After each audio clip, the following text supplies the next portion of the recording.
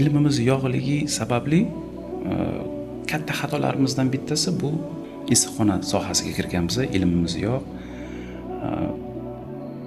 Havas qilib endi yaxshi havas qilib hamshaharlarimizga, do'stlarimizga issiqxona qilyapti, o'xshayapti, ular tavsiya qilgan issiqxona qilsang zo'r bo'ladi. Sarmoya bor, ortiqcha o'sha sarmoyani biz o'sha yerga tikkanmiz. Va albatta 3 yil ishlab, 3 yil umrimizni va qanaqadir miqdordagi o'sha yerda normal sarmoyamizni, normal miqdordagi sarmoyamizni o'sha yerda yo'qotib qo'yganmiz. Bu dars bo'lgan. Bundan oldin yana bir nechta sohalar bor edi.